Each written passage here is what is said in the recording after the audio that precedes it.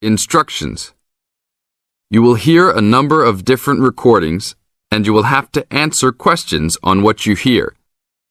There will be time for you to read the instructions and questions, and you will have a chance to check your work. All the recordings will be played once only. The test is in 4 sections. Write all of your answers in the listening question booklet. At the end of the real test, you will be given 10 minutes to transfer your answers to an answer sheet. Now look at Part 1.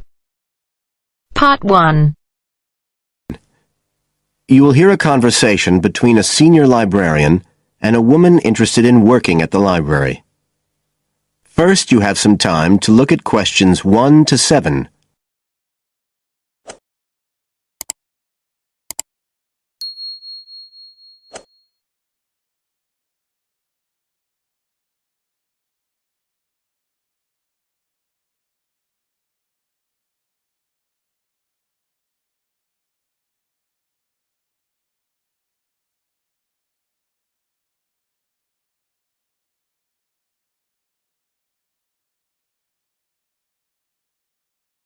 You should answer the questions as you listen, because you will not hear the recording a second time. Listen carefully and answer questions 1 to 7. I'm interested in doing some work for the library. Are you the person to speak to? Yes. Right. Well, what sort of work are you interested in? Well, I've just come to live here in Australia. I don't want a full-time job until my children have settled down, but I really need to get out of the house a bit. And I heard you need voluntary workers for various projects. Right.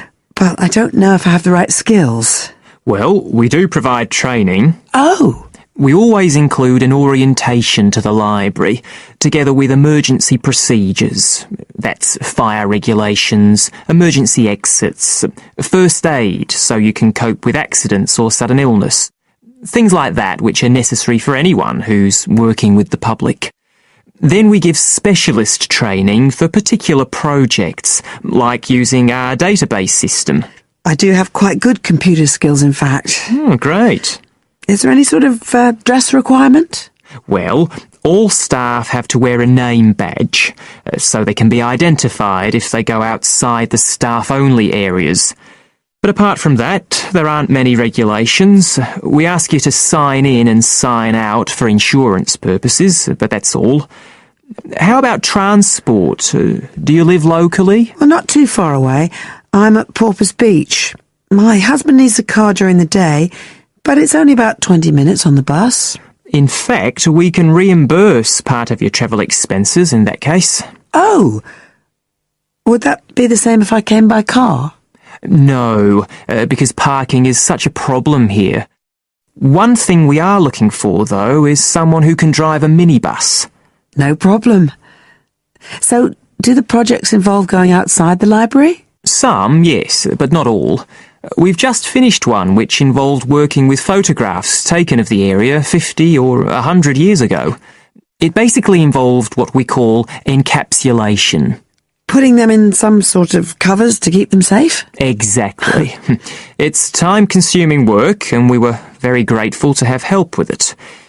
Then, sometime next year, we're hoping to begin working on an initiative involving the sorting and labelling of objects relating to local history. We'll be needing help with the cataloguing. Oh, I'd definitely be interested. How about at present? Well, we have a small team who work to support those who are unable to read. Working with the blind? Yes, or other groups who have reading difficulties. We provide volunteers with equipment so that they can take books home with them and read them aloud onto CDs. We're gradually building up a collection that can be lent to those who need them. I can see it would be useful, but I'd really like to do some sort of work where I can get the chance to meet people. How about reading stories to children? That's done by our regular staff. But we do have another project. It's a very long-established scheme which involves helping those who are unable to have direct access to the library. Oh, I noticed someone with a trolley of books when I was at the hospital last week. that sort of thing. That would have been one of ours, yes. It's one of our most popular services. Lots of people who wouldn't dream of going to the library normally when they're at home borrow a book when the trolley comes round the ward. I can imagine. Yes, I'd definitely be interested in that. Right, so how do I enrol? Well, we do ask all volunteers to commit themselves to a regular period each week. I could probably do 5 or 6 hours. Oh, be careful not to take on too much. But we do need someone for a couple of afternoons, from 2 to 4, so 4 hours altogether. That sounds fine. Before you hear the rest of the conversation, you have some time to look at questions 8 to 10.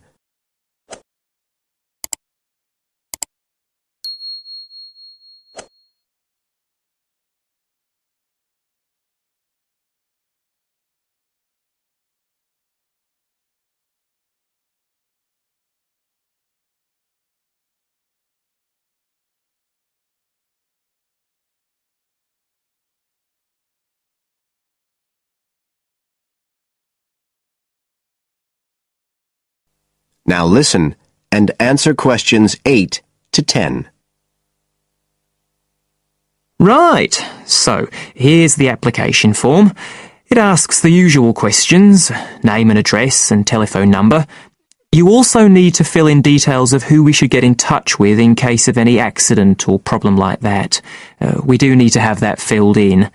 And there's a space for date of birth, but that's only if you're over 75, so we won't worry about that. No. Oh, it asks for qualifications.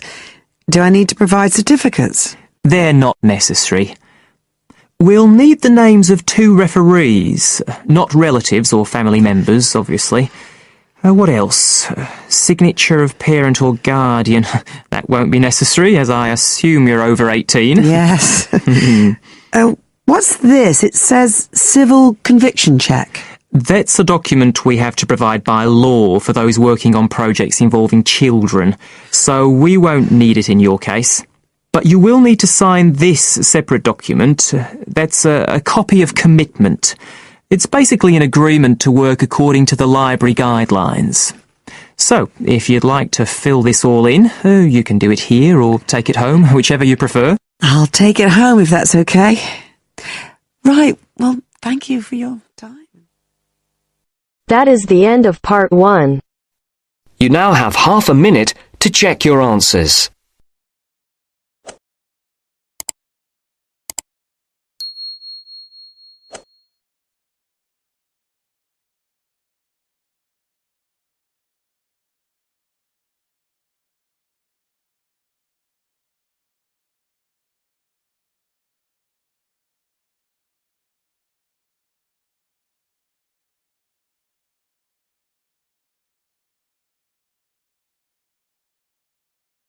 Now turns to part 2. Part 2. You will hear a recorded message giving information about an area where tourists can visit to taste local food. First, you will have some time to look at questions 11 to 13.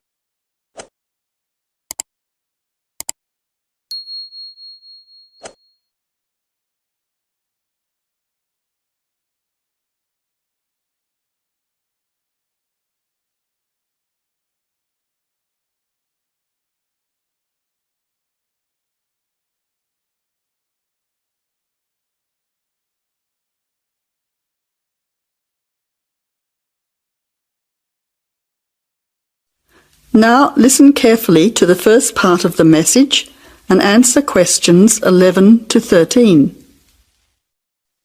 Welcome to the tourist information line for the Valley Food Trail. Here you will find many local food products for you to sample and buy. It is possible for you to spend as much or as little time as you want, but I suggest that you allow a full day for touring this area. Of course, there are many half-day tours available for those of you short on time. Now, it's quite a large area and stretches from Brookville to Ford Hill. For those of you unfamiliar with the area, that means that it is 10 kilometres to 35 kilometres from the city centre, or by car 15 minutes to the closest point, continuing to 55 minutes at its furthest point from the CBD. Of course, apart from food, there are many other places of interest in this area, including cafes and restaurants and galleries and studios. But I wouldn't recommend you go here to see parks and gardens. The other information lines will give you specific information related to these particular attractions. Before the final part of the message, look at questions 14 to 20.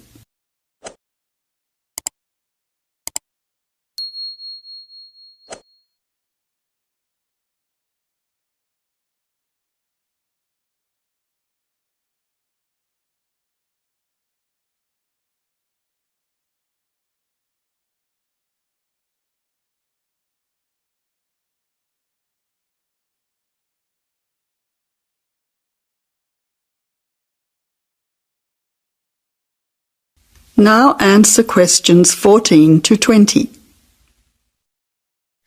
But let's go back to food. If we begin in Brookville and head north towards Upper Valley in a clockwise direction, passing West Valley on West Road, we cross over Coast Road to come to our first place of interest, Magic Coffee. This is not to be confused with the Coffee House, situated opposite on the other side of the valley on the railway line. Magic Coffee is next to the Chocolate Company, which is on the corner. Just past the ice cream shop on the corner of John Street is the Fresh Produce shop. A little further north, we have reached Ford Hill, where we can start our drive southwards along Great Northern Highway following the railway line. First, we come to the organic market near the corner of Memorial Avenue, and then to Olive Farm opposite Olive Road. Just before we come to the next street crossing, we see the Honey Pot, which is practically opposite the coffee house. There is another chocolate company which sells nougat as well, just nearby. Following the railway line along Great Northern Highway, we return back to Brookville. Now, as I have said previously, if you only have a few hours to spare, there are several places that you shouldn't miss. The two chocolate places make equally nice chocolate, but the factory has the added bonus of nougat, unlike the company. Of course, everyone loves ice cream, especially unusual flavours such as coffee and nougat, so the ice creamery is definitely worth a visit. And while the coffee house sells expertly made hot drinks, including hot chocolate, I think your time would be better spent sampling the many products on offer at the organic market. Well, I hope you enjoy your time visiting the Valley Food Trail and enjoy all the wonderful local foods on offer. That is the end of part 2. You now have half a minute to check your answers.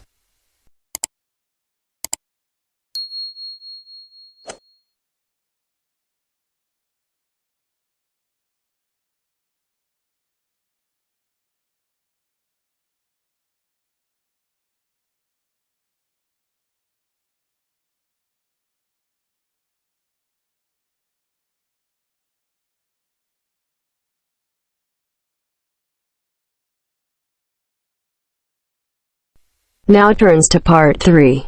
Part 3. You are going to hear a conversation on rivers. First, you have some time to look at questions 21 to 25.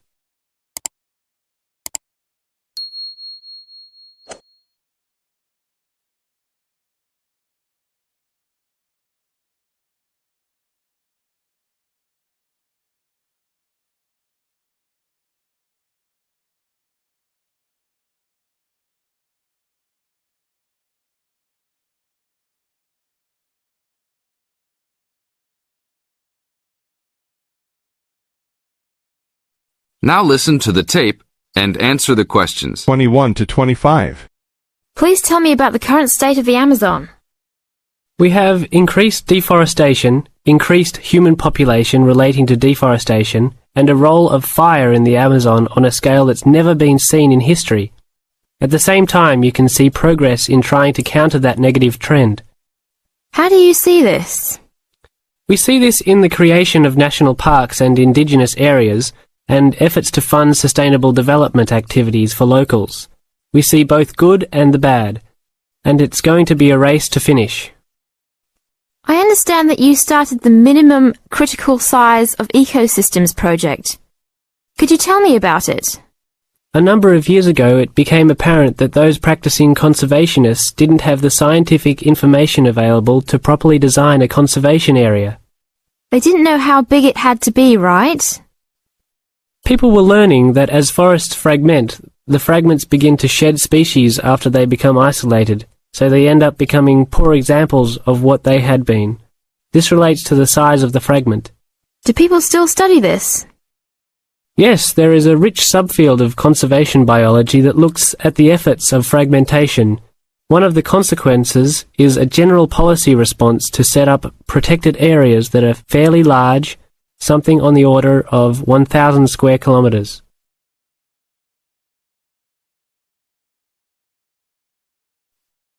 Now look at questions 26 to 30.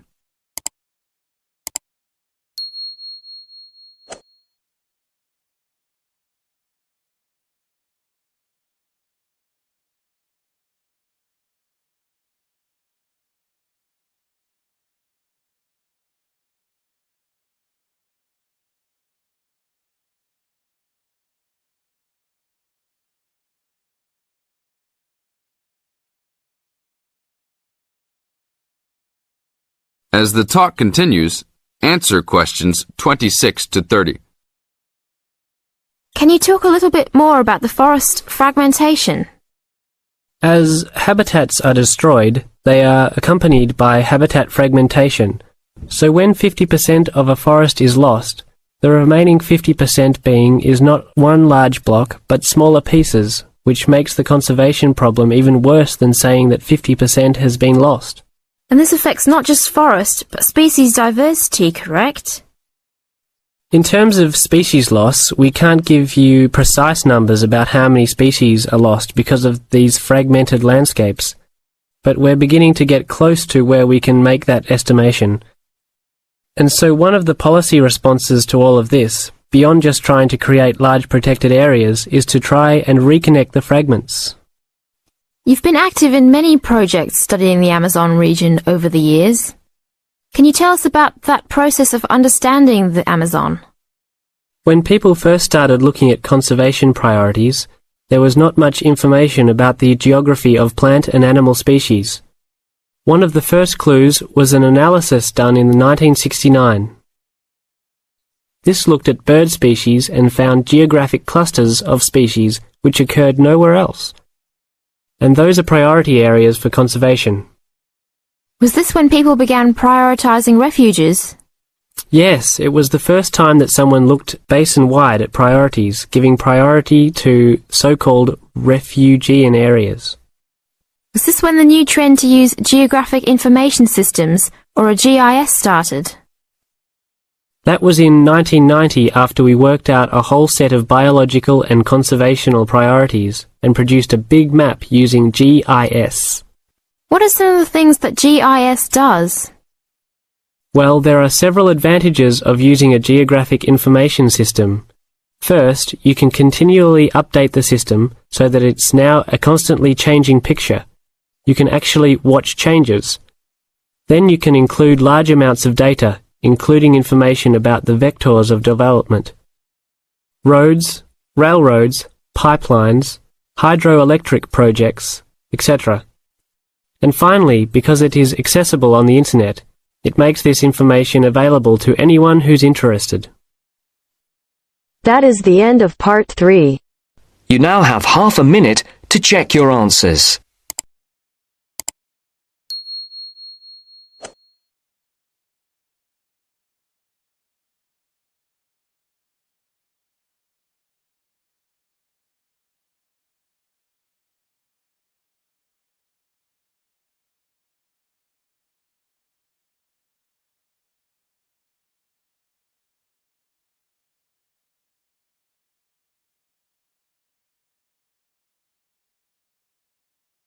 Now turns to part 4.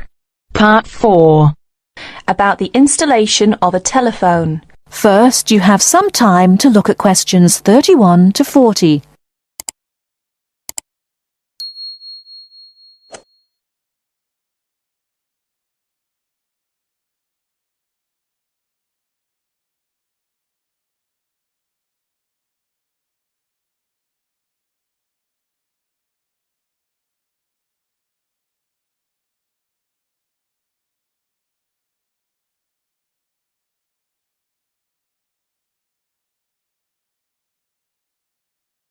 Now listen carefully and answer questions 31 to 40.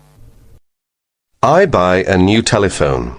You read the instructions and I will install it, right? Sure. First, push the battery door outward to open and then insert 2 batteries, size AAA. Make sure they are following the polarity directions indicated inside the battery compartment. Finally, close the battery door. This is the first step. Now, let's come to the second step, adjusting time. Press time key first, then press MRC key more than 1 second to enter the time, adjusting state. Have you seen the second digit flashing now? Yes, it is flashing now. So let's go on.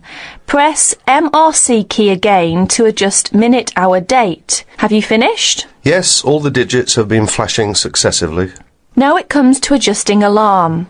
Press alarm key to enter the 3 states of A1, A2, A3.